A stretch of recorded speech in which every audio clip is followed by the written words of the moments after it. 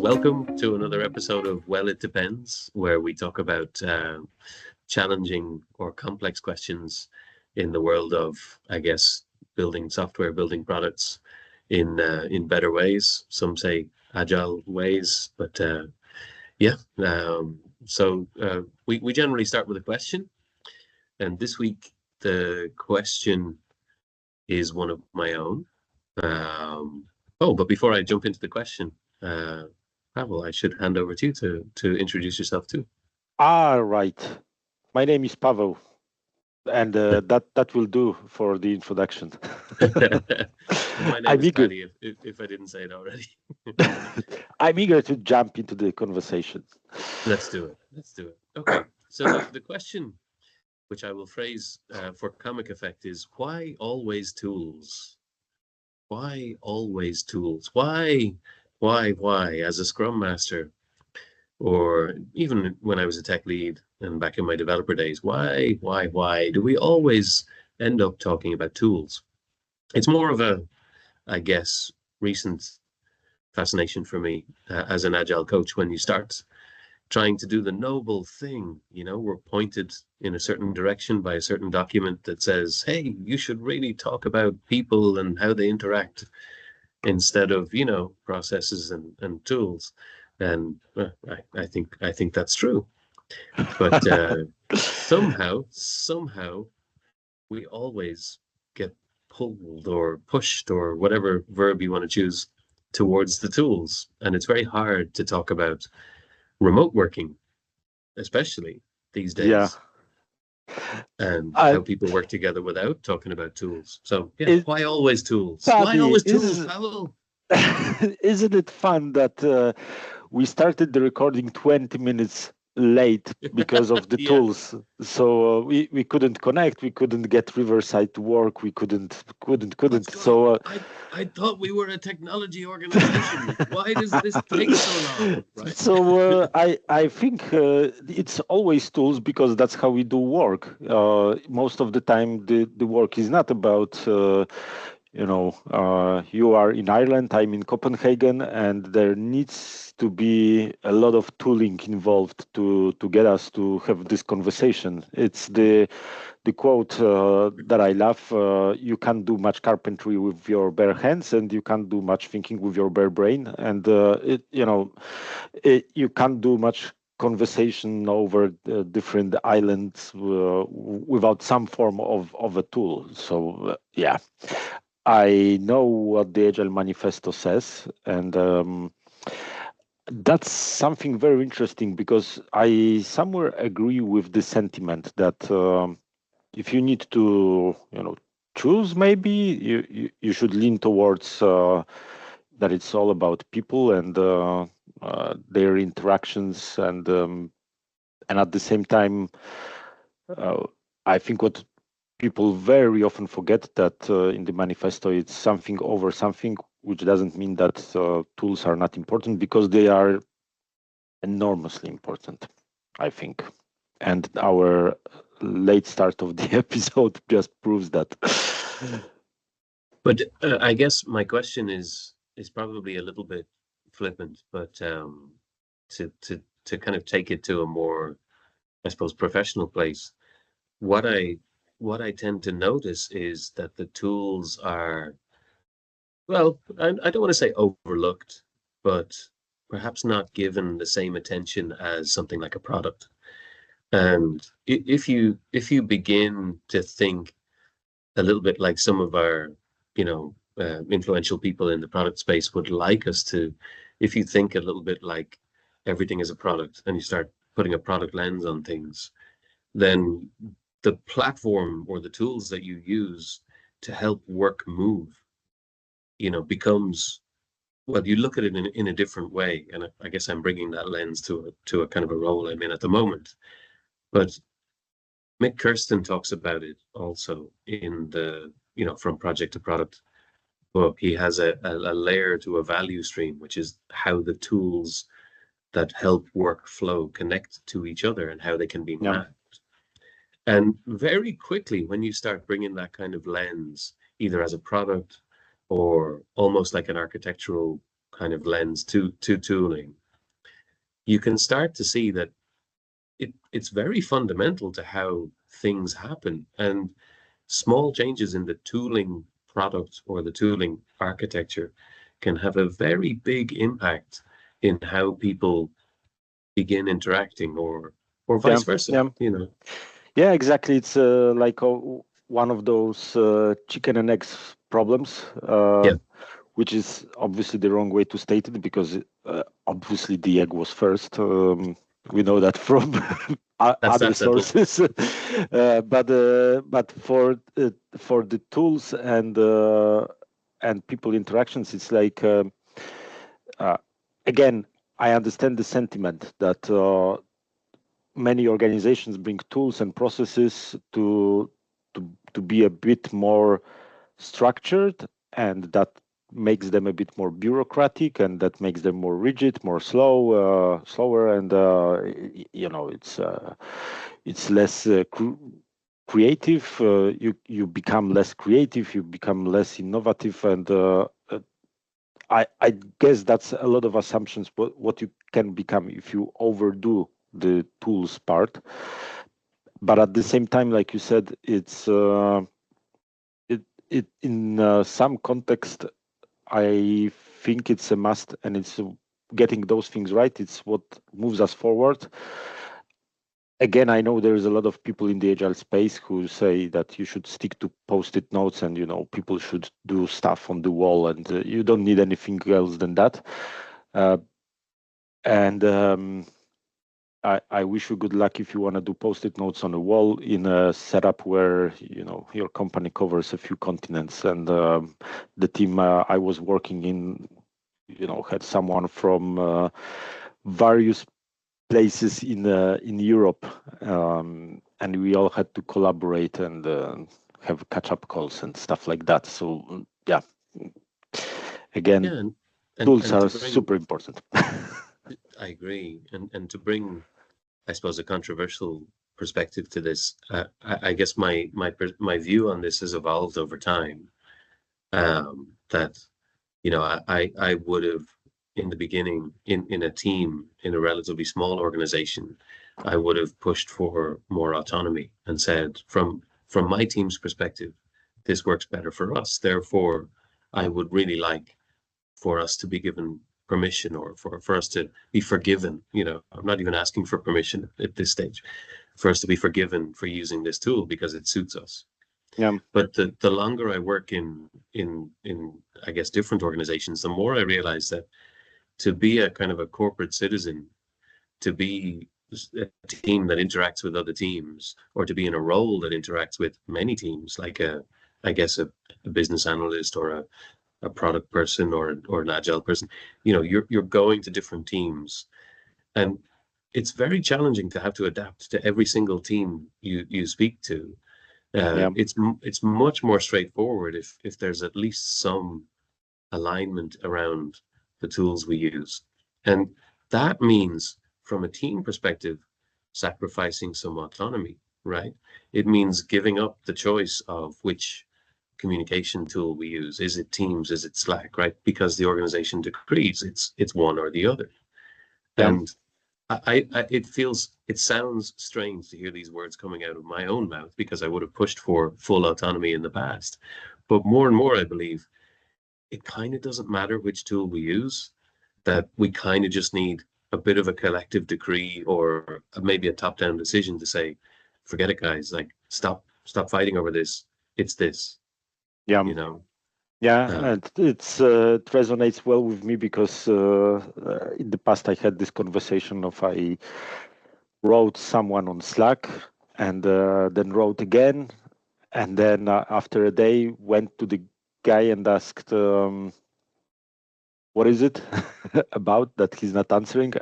Yeah, the answer was, I don't like Slack. Yeah, I'm not using it, and it's great. If the fun part is that if you have enough power, social power, even not like the structure hierarchy power, people will come to you.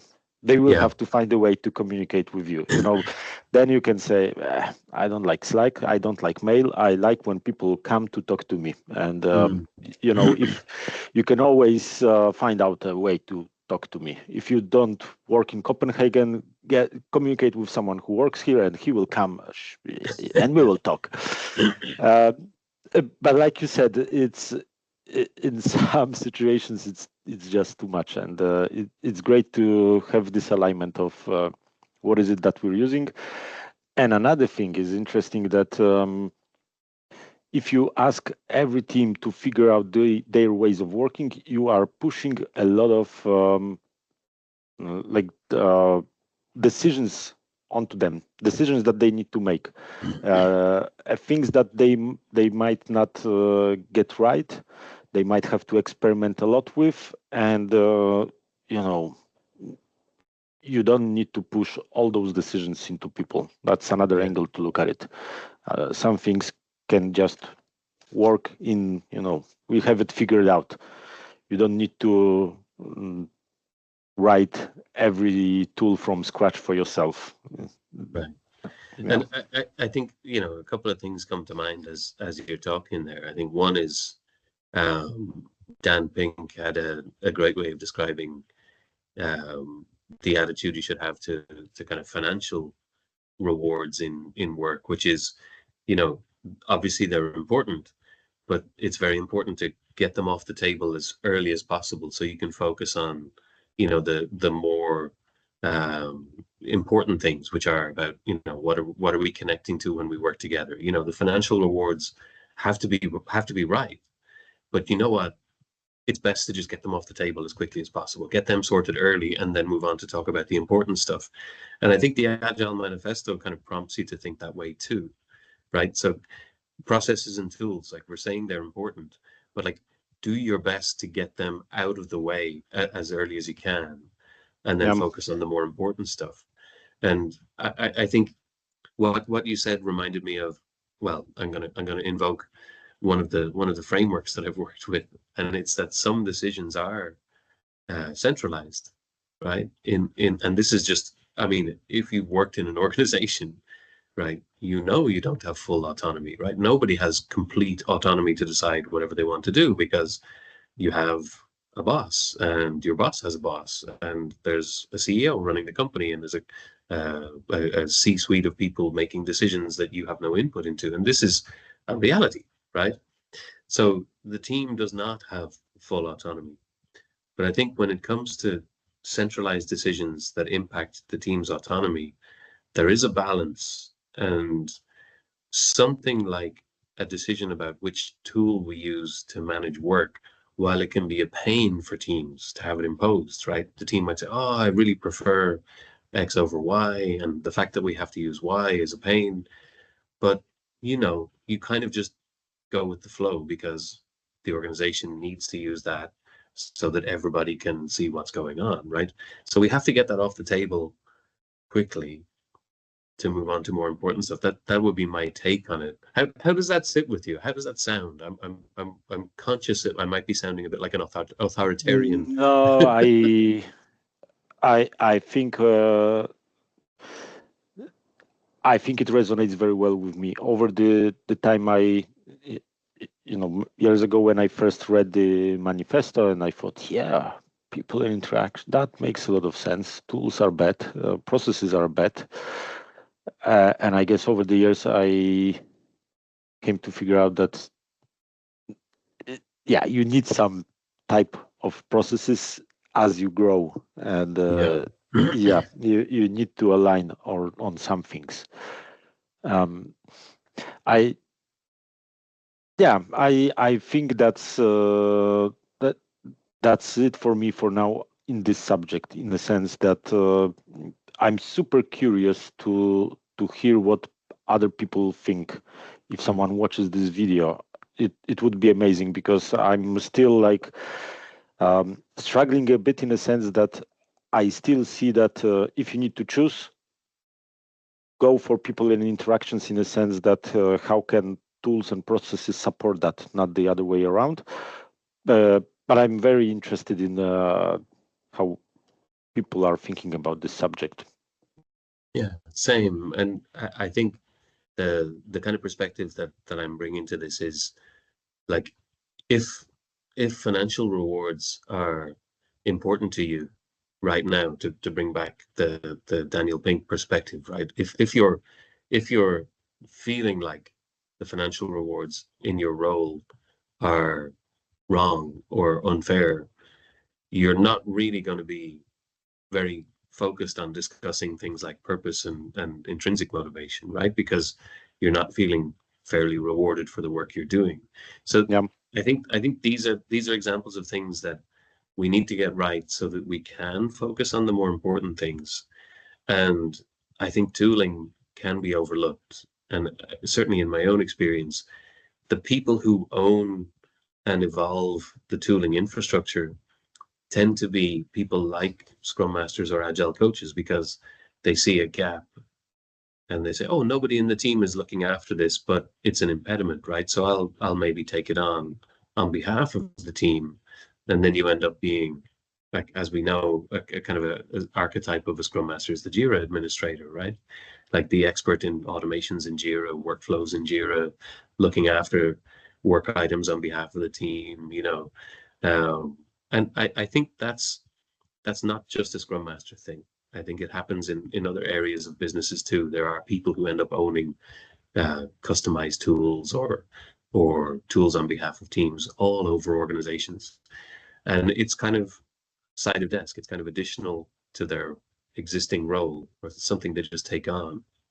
So it's, I mean, to bring team topologies in, the idea of cognitive load, that there's a certain amount of headspace you have, and if all of it is devoted to doing your job and resolving tasks that are important to your role, if as much of your focus is dedicated to that as possible, you're in a good place. If you're distracted by noise, like, oh, someone's asking, how do I send the document to them? And it's like, this team over here wants it on a Confluence page. This team over here wants it in a Jira ticket. This team over here wants it just an email. And it's like, I don't even know which is the right way to interact. If you're distracted by that, it takes away from your focus, Yeah. and that has a multiplier effect, a very oversimplified example. So I'm wondering, is the answer it depends? Yeah. Or is it very straightforward here? I don't know. Do we need like a chief of tools, Is it just literally something that organizations assume happens, like we have procurement, so therefore the cost is managed. But who manages the complexity in tooling? Like, literally, is it architecture? Mm. I feel like there's a little blind spot in my own experience. There's a little bit of a blind spot, and having someone like a chief tooling platform officer, I don't know, or an architect with a portfolio of the tools that are used to help work flow would be That's great. very tricky. That's very tricky to create a manager to manage a problem like this. Yeah, or a team, right? Yeah. All right. We usually had recommendations at the end, and I'm wondering, do you have any? I'm not sure if I have any, books, articles, anything that I Yeah. would read about this subject. So I like Mick Kirsten's From Project to Product, because he has a representation of this in visual form, which I know appeals to your visual facilitation skills as well, Pavel. But it's the idea of the value stream, which is obviously the flow of value, but underpinning that are the tools that help the information flow. And I think that's a really powerful visual, and it's simple in theory and difficult in practice, but a nice way to think about the impact that tools have on the value that we're trying to deliver, customer value, of course. And the other one, the two that I've talked about are Dan Pink, the Drive book, which is an old but good, Very good, all about motivation. And team topologies, which talks about cognitive load. I didn't use the terminology from team topologies because it's quite verbose, but cognitive load is one of those kind of jargony terms that tends to resonate with my kind of engineering, architecture, technical kind of colleagues. They seem to be understanding of that like we need to preserve focus, and our attention is pretty precious and we don't want to be distracted. So task switching is bad, focus is good. Like those kind of things are very interesting topics related to cognitive load, I think. But team Cool. topologies is the one I'd recommend.